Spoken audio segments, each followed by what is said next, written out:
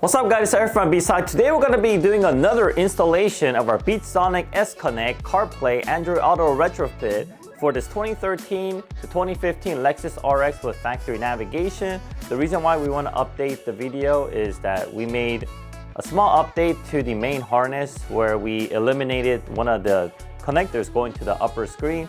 Now the power for the CarPlay wireless module is actually taken from the radio side instead of having to go all the way from the top screen.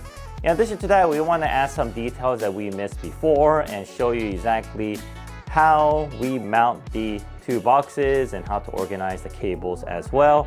In addition to that, we wanted to show you how to set up your phone, whether you have an iPhone, Android, to ensure that you have the best experience while using our BeatSonic S-Connect system. So it's not wasting time, let's go to the car and get started. All right guys, so now that we're in the car, let's get started. The first thing we're gonna do, make sure your emergency brake is engaged, because if you're parked at some sort of an incline, your car may roll. So make sure you have your parking brake on. And then we're gonna go ahead and remove the shift knob by turning it counterclockwise. All right, and next we're gonna remove the center panel piece here. So go ahead and raise the armrest. Panel removal tool down here and just pull it up. Okay, which will release the clip. And then just gonna go ahead and pull this out like so. And then while you're removing this, go ahead and remove this piece here. Go ahead and remove the climate control connector. Pull down on the release tab and pull out. And then just go ahead and pull this out carefully. And there's a few connectors here that you'll want to remove. One here, there's another one here, like so. And then there's another one down here. Two more. So we got 1, 2, we got 2, 3, and 4. And then we have 5 here. Okay. So we're gonna go ahead and remove all those, remove this clip here. So we'll go ahead and set this panel aside in a safe location. All right, now that this is out, we'll go ahead and pull this piece out. Just go ahead and grab this and pull it towards you like so. And then we're gonna go ahead and remove this piece, panel piece here. Just going to pull it out like so. And then just pull it towards you. And while you're doing this, this panel is gonna drop with it. No problem. Just gonna let it hang like so. All right, so once all that is out, we're gonna go ahead and use 10mm bolts and remove 2 10mm bolts on each side. Okay, right there. We're gonna remove those 10mm bolts using a 10mm socket with a magnetic tip so that lessens the risk of you dropping that bolt. And instead of using a power tool for this, we're just going to use the socket. So one's right here and the other one's deep inside. Right there. And once we have it a little loose, we're gonna just use our hands to twist it off, just so we have more control, because we do not wanna drop this 10mm bolt. All right, there it is. And then the second one is right here. You could either go here, okay, but it's gonna hit against this, so let's go ahead and drop this. And then we're going to loosen it using our socket, using our wrench. Okay, and once it's loose, we could reattach it to our extension and twist it off with our hands.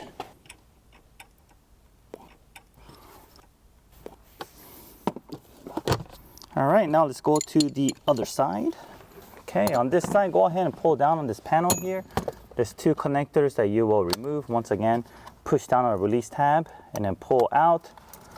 All right, and it's gonna be inside that hole there. Let me see. Okay, this one right there. Looking straight at me, we're gonna use an extension with our 10mm magnetic socket. All right, once we get it loose, use our hands to remove it, just so we have more control and lessens the risk of you dropping that 10mm bolt. Okay. Okay, there's another bolt that's facing up.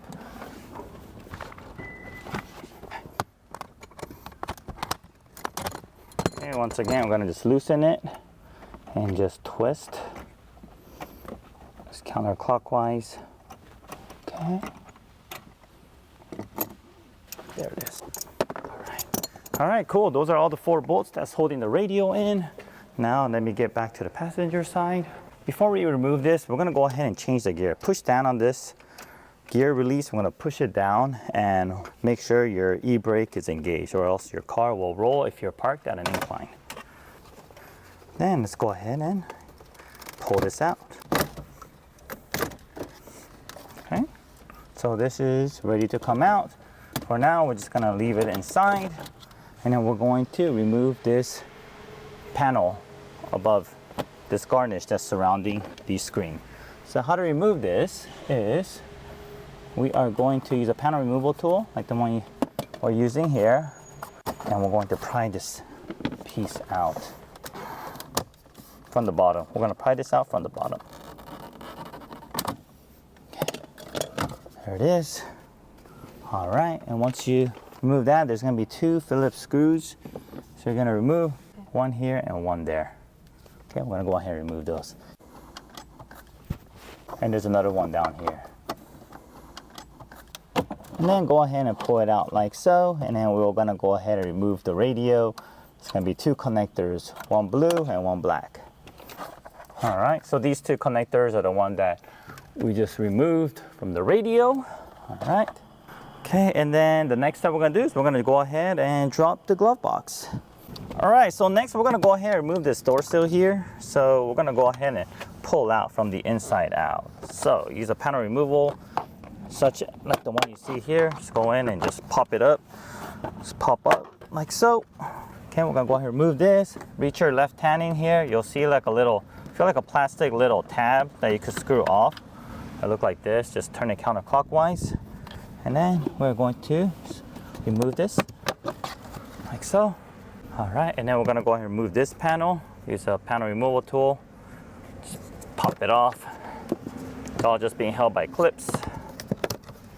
Okay, and then this will expose some 10mm bolts. We got one here, and we got more there. But before we do that, let's go ahead and drop this under tray. The little tabs in here, like so, and just drop it, and then push this, pop it off, like so. Okay, and then we're gonna remove 1, 2, and one more here, 3 10mm bolts. To remove that, let's go ahead and pull this airbag assembly down. Just let it hang here for now, and then we'll go ahead and remove some Phillips screws. We got 1, 2, and 3, 4.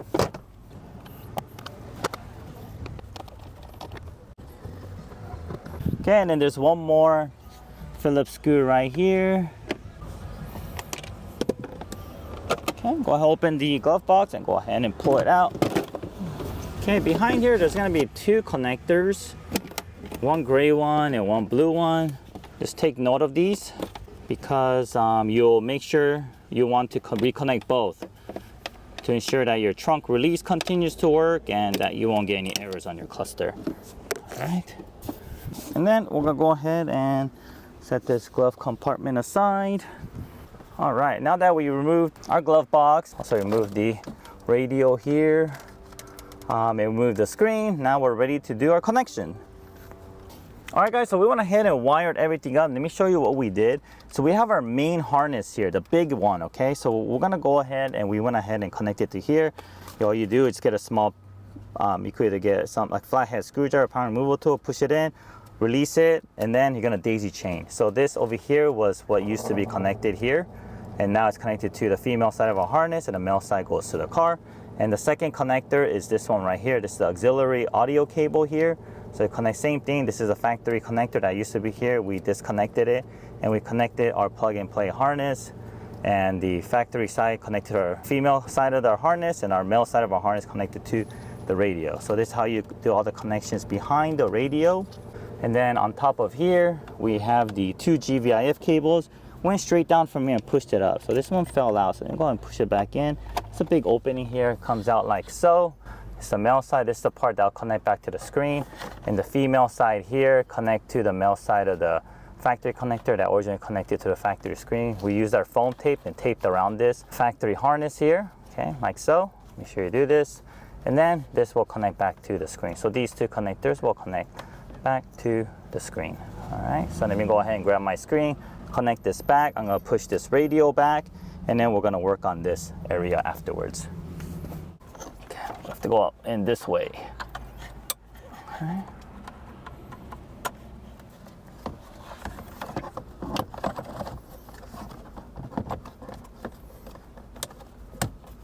Okay, we're done here, and then we're gonna go ahead and close this up. All right, there it is. And before we button everything up, we want to connect this area, make sure everything works, and then we will mount these. So how we connect this, go ahead and start off with our dip switch box here. The dip switch configurations are going to be pre-configured, so do not mess with it. And we have the GVIF in and out. The in is going to connect to the outer edge, like so. And then the out is going to connect to the inside, like this. Okay, and then this main connector here will connect to here.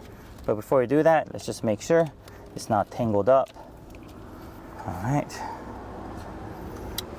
Okay, and then the other side of this will connect to the HDMI cable, like how you see here. Okay, we'll just let this hang out here for a little bit. Okay, and then now we're gonna go ahead and connect our wireless module, and we got the power cable going to it, like this. And we have our HDMI cable, like so. And then we also have our USB extension cable. This is for wired CarPlay, Android Auto, or to charge your phone. And we have our RF antenna for the wireless Android Auto and CarPlay connection. And then this one, we are actually gonna just tuck it down here, and we're gonna wire it all the way up here. All right, so how we're gonna do this is, let's go ahead and bring the cable in from down here up. Just pull this, and this tab will come out, like so. I'm gonna go back behind, push this up, okay. Okay, and then we're gonna go ahead and just tack it on back here on a flat surface using this double-sided tape. Okay, we're gonna go ahead and secure this behind the carpet, okay, so that doesn't move around. So between the carpet and the center area, went ahead and secured it there to ensure it doesn't move. Push this back in. Okay, all right, so we got the antenna, connect here to the RF. And then we will also connect the microphone cable, the microphone in to mic input. And then we will connect the line out audio, connect the audio to line out. Line out is the one all the way in the corner. Do not connect to external speaker. You will get distorted sound and alternator noise if you do that. So make sure you connect to line out all the way in the corner. Very, very important. All right, so we have all this connected. And let me just go ahead and just do an initial test using wire connection. Okay, make sure you connect the controller before you turn your car back on to test this. Okay, turn your car back on. Okay, you want to make sure your media is in AV mode. So select this. It's going to be a black screen. It might be a black screen when you first turn it on, but just ensure that there's not a problem. It's in AV. AV will do that. And once you select AV, you're going to press and hold the map button. That'll switch over. This is the CarPlay screen. So I have my phone here. Let me test out the wired CarPlay. Okay. And make sure music plays. All right, there's our music. On the track, up and down is working. I'll try the menu. What's the weather? It is perfect. Terrific, and Siri is working too. So everything looks like it's working as it should. So let me go ahead and tidy everything up, and then I'm gonna organize, put it, and I'll show you how I did that as well.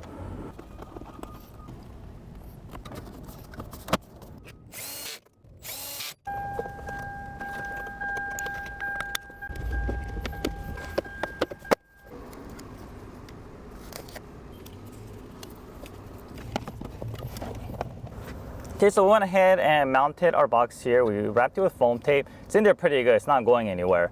And we went ahead and zip tied our cables to the factory harness up here. And then that goes all the way to the side. And we mounted our CarPlay Android Auto module behind here. There's a cavity that you could just slip it in there. We wrapped it with some foam tape. And then we went ahead and added some zip ties up here to route it. Now all we have to do is route our USB extension cable to inside the glove box, and I'm going to put everything back, and that will conclude our installation. So we'll go ahead and do that now.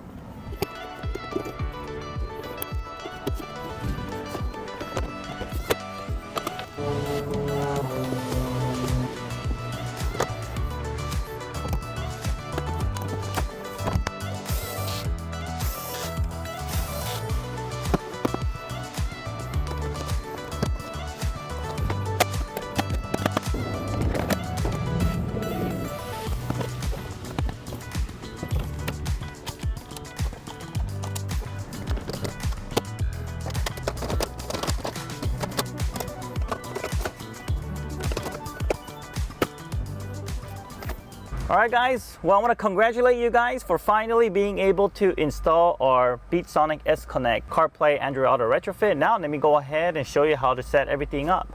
Okay, we want to turn the car. The first thing we want to do is we want to make sure that your phone is set up correctly, especially for the iPhone. So first, let's make sure the car's Bluetooth is connected to the phone. All right, so on the Lexus screen, what we're going to do is we're going to go to Setup. And then in Setup, we're going to go to Bluetooth. And then we're going to go to Connect Phone. All right, make sure your phone is connected. And on your phone, we're going to go to Bluetooth. Make sure your Bluetooth is turned on. And then we're going to select Add New if you don't have it already. I'm going to go ahead and wait. And this car multimedia, go ahead and pair it. So I'm going to go ahead and pair it. Okay, and allow contacts and favorite. It's up to you. Once it's connected, you'll find here car multimedia, right? So we're going to go ahead and go one more step. We're going to press the icon next to the vehicle. We're going to change the name from car multimedia to Lexus RX. All right, terrific. And then press the back arrow and make sure you confirm that the name is Lexus RX. Okay, once we do that, we are going to go back to the factory screen. We are going to push the media button until AV is selected. All right, so if you notice on this AV button, there's an option here that says full screen. If you select the full screen, your screen will just turn black. So don't panic. It's supposed to be normal. We're using the port that also allows video input, but we are not using the video input for our device. Instead, we're going to go directly into the screen. So it's going to be black, just the way it is. It's not a problem. It's normal. Okay, once you have the Bluetooth set up, so go with your Bluetooth. It has to be, say, Lexus RX. If this is car multimedia or car accessory, you do have to change the name, okay? This is to ensure that calls are correctly routed to the car's Bluetooth. And then next, we're gonna go down, we're gonna go to accessibility. And then we're gonna go to touch. And then we're gonna go all the way down to your call audio routing. Your default's gonna be automatic. We're gonna change it to Bluetooth headset, okay? And then go back to touch, go back to accessibility, and go back to settings. So we're going to stay on this menu item. While we're here, you're going to press and hold the map button. Once you press and hold the map button, you'll hear a click. You're going to see a row of 3 icons. Okay, you're not going to have the smartphone mirror. It's going to be Android Auto, Apple CarPlay, and the settings. When you're on the screen and when these icons are grayed out, that means nothing is connected to this device. It's ready to be connected. It hasn't been connected yet. So we're going to do our first initial connection. So we'll go to General. Okay. We are going to go to CarPlay, and we're going to go ahead and wait a moment, and you will see the NV17W-BT show up on the bottom. Okay, there it is. Go ahead and select it. And once you select it, go ahead and pair and go ahead and allow. Okay, once you do that, wait about 5 to 10 seconds, and your CarPlay will automatically launch. And once it's launched, you could lock your phone, and every time you turn on your vehicle, about 10 seconds after the infotainment system loads, the phone will automatically connect to the wireless CarPlay or the Android Auto, depending on which phone you have it connected. So once you're here, you're going to be using these controls here. Once you touch this mouse controller, you'll see a blue cursor that comes up. In order to make the selection, you're going to push down. All right, and then you can also push down like so, and you'll hear the music. Okay. And then while you're listening to music, you can also use the track up and also track down button. And you could also change the volume by pressing the steering wheel control or this knob here. But notice that you do not see the volume change on the screen, but it is actually changing, okay? And then on the screen, you can also push down on the screen and drag like this. So this is an easy way to change or to scroll to the next page, okay? Push down on the screen and just let go as you swipe, just like how you would swipe on your phone screen. You can also press these buttons here, but it could be a little bit more tricky. And then you can also use these up and down arrows here to track up the next song and also the previous song as well, okay? And then the menu button will summon Siri. Hi Siri. Good afternoon, Eric. How can I help? All right, terrific. So these are all the settings of the CarPlay, and if you want to go back to your factory Lexus infotainment screen, push and hold the map button, it will take you back. So pushing and holding the map button will take you in and out of the CarPlay screen. Okay, and then also the pick up button and hang up button will also function as well. So now that I say that you want to switch your phone, in order to switch the phone, you're going to go to your Wi-Fi, turn off your Wi-Fi, and we're also going to turn off the Bluetooth. And then go to your second phone, and go to connections, and go to your Bluetooth on your Android. Nope, there it is, 1F3E. On your Android device, if you have some call quality issue, make sure you have your Dolby Atmos turned off on your phone. Dolby Atmos, and make sure this is turned off. Okay, and then this is the Android Auto screen. Okay, the controls are going to be the same. And you could also scroll around. And you can play your music, track up and track down works. And then menu is Google Assistant, press and hold. And to go back to your factory screen, just press the map button, like so. All right, and then also the hang up and pick up button as well. And you can also adjust the volume controls from here or here. All right, guys, there's one more thing I want to cover. If you have any call quality issue, like some echo and so forth, this is one adjustments that you can look into. So you want to go to click exit. If you're using CarPlay, you could select the home button. It'll take you back to this 3 icon screen and select settings. And over here, see a microphone here. So you want to make sure that your PGA gain is -3 and then OPG gain is at 0. And then once you do that, you can go ahead and calibrate your microphone here. How you do that is once you're in this screen, go back to your map. Go back to your factory infotainment system. We're gonna set the volume to about 40. Okay, and then make sure you're in a very quiet environment. Close all your doors, and we're gonna push the auto AEC. You'll hear 9 series of beeps, and it's basically calibrating your microphone echo.